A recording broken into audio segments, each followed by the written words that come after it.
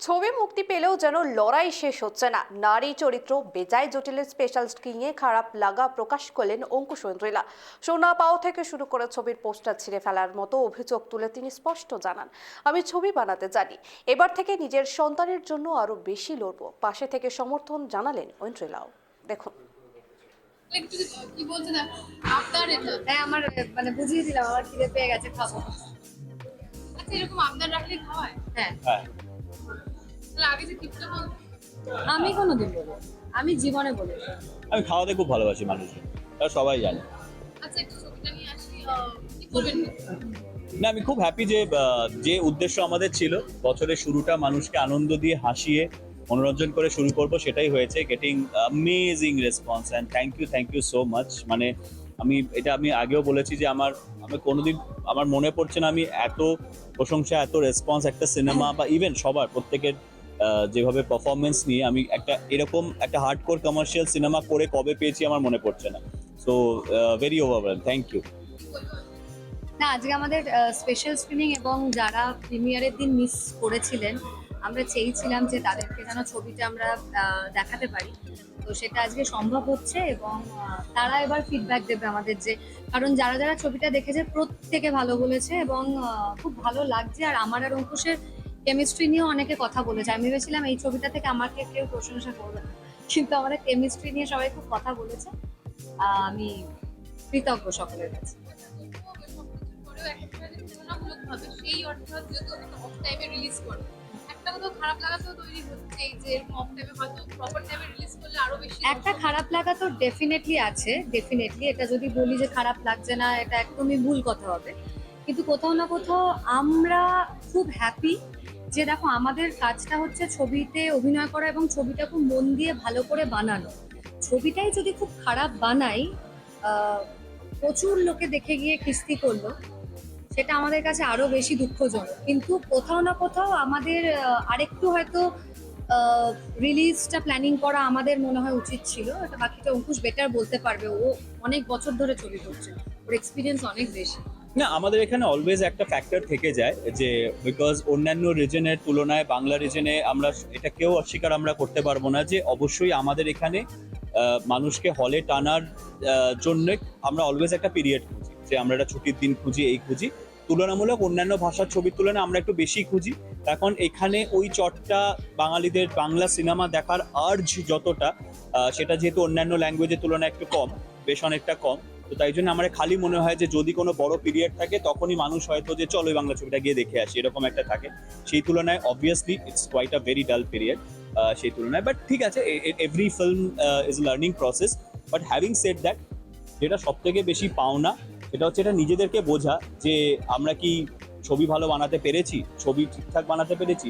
সেই জায়গাতে যখন কেউ 10 on 10, 100 on 100 রিপোর্ট কার্ড দেয়, রেসপন্স দেয়, সেটা সব থেকে বেশি ভালো লাগে। আর আমার মনে হয় যে কোনো ফিল্ম, আর ও একটা খুব ভালো কথা বলেছে যে প্রচুর লোক হুড়মুড়িয়ে গিয়ে এরা ঠকে গেলাম, কি ছবি দেখলাম, এইটা হয়তো বেশি হার্ট করে রাদার দ্যান যতজন দেখছে 100 জনের মধ্যে যদি 50 জন থাকে তারা বলেছে এটা দুর্ধর্ষ ছবি দেখলাম, one of the finest commercial entertaining films দেখলাম, সেটা অনেক বড় পাওনা। আর সিনেমা ভালো কন্টেন্ট তার ডিউজ কোনো না কোনো দিন ঠিক পেয়ে যায়, কোনো কিছুর একটা মাধ্যমে ঠিক পেয়ে যায়। And this film deserve that, পেয়েও যাবে। আজকে দিন দাঁড়িয়ে কোথাও কি একটু হলো মনে হয় সেই পাওয়ার ক্লাসটা কোথাও কি একটা ম্যাটার করে, যে পাওয়ার হোল্ডার। না তো দেখো, আমি তোমার একটা কথা বলছি, দুটো তিনটে জিনিস। একটা হচ্ছে যে অবশ্যই একটা জিনিস শিখেছি যে এরপর থেকে নিজের সন্তানের জন্য লড়বো আরো বেশি করে। যেটা বাবা হিসেবে কর্তব্য বলতে পারো। যেটা শিখেছি সেটা হচ্ছে, যেটা বাবা মা বলতো না যে সন্তানের জন্য এক্সট্রিম পর্যায়ে চলে যাব আমরা, এটা বাবা মা থেকে শোনা আমাদের। তো সন্তানের জন্য এক্সট্রিম পর্যায়ে আমাদেরকে চলে যেতে হবে, তাই তো? হ্যাঁ, আর আরেকটা জিনিস হচ্ছে যে পরিস্থিতি যাই হোক না কেন, মানে ক্রিয়েটিভ ওয়ার্ল্ডে কেউ যদি কারুর কাছ থেকে তার এইটা যদি কেউ না কাটতে পারে তাহলে তার ডেস্টিনি পুরো, ওইটা কেউ কাটতে পারবে না। I know how to make films, এবং আমি লড়ে যেতে পারি, প্রপার ভাবে জান দিয়ে দিতে পারি নিজের সিনেমা। যেটা মির্জাতেও লোকে দেখেছে, এটাতেও লোকে দেখেছে, বিং আ নিউ প্রডিউসার। আর এই লড়াইটা আমি পুরোপুরি ভাবে সেম জান দিয়ে পুরো লড়ে যাবো। একটা বিষয় একটু অন্য প্রসঙ্গে আসি, আমরা কালকে দেখেছি অনির্বাণ ভট্টাচার্যকে ফেরানো নিয়ে ক্ষমাও চেয়েছেন, কাজে ফেরানো হয় এবং এই সমস্ত বিষয় যারা যারা অভিনেতা তাদের কিভাবে পিছিয়ে না রাখা হয় এই বিষয়ে এই বিষয়টা আমি আগেও বলেছিলাম যে অবশ্যই যারা ট্যালেন্টেড অ্যাক্টার্স আমি মানে তার সাথে কার মনোমালিন্য যেটাই হোক না কেন, যে বিষয় হোক না কেন, তাতে যেন কোনো ব্যক্তিগত মানুষের বা ফিল্ম ইন্ডাস্ট্রির যেন ক্ষতি না হয়, সেটা যে যার মতো করে মিটিয়ে নিক, যে যার মতো করে সবকিছু করুক, যাতে এটা আমরা এটা তো নতুন করে বলার কিছু নেই, এটা সকলেই জানে যে তাতে যেন ইন্ডাস্ট্রি বা কোনো ট্যালেন্টেড অ্যাক্টর বা যে কোনো কারোর যেন কোনো ক্ষতি না হয়, এই জিনিসটা যেন সলভ হয়। অনেকেই দেখে ভালোও বলেছে এবং লিখেও হয়েছে যে দুর্গার কমিকটা নিয়ে খুব ভালো লেগেছে এবং এটা বারবার করে বলেছে যে মানে বেস্ট তো অনেকে বলেছে যে দুর্গার বেস্ট ছবি করতে হবে। এটা নিয়ে কি বলছে? এটাই তো আমি বলছি, এটাই তো পাও না সত্যি কথা বলতে। কিছু কিছু জিনিস এমন হয়েছে যে প্লিজ তোমরা দেখো, এরকম না আমাদেরকে বলতে হয়নি, যারা দেখেছে তারাই উল্টে নিজেরা বলেছে যে please go and watch this movie and all. এটাই সব থেকে বড় পাওনা, এটা আমার মনে হয়। আর সবকিছুরই একটা সময় থাকে, সবকিছু একটা লার্নিং প্রসেস থাকে। This is a kind of a learning process আমি বলবো, but ultimately at the end of the day আমরা যেটা করতে পারি, যেটা আমাদের করতেই হবে, যে অনেক হার্ডেলস আছে, অনেক সিচুয়েশন আছে, ভালো ছবি বানাতে হবে, মন দিয়ে ছবি বানাতে হবে, তাড়াহুড়ো করলে হবে না। তাই জন্যই 2026-এ আমি শুধুই হয়তো প্ল্যানিং অ্যান্ড প্রসেসিং করব, রিলিজ আমার সবই 2027-এ আসবে, কারণ এই তাড়াহুড়োটা আমি করতে চাই না। এবং সন্তানের জন্য কি করতে হবে? লড়তে হবে, যে বিশ্বাস হোক।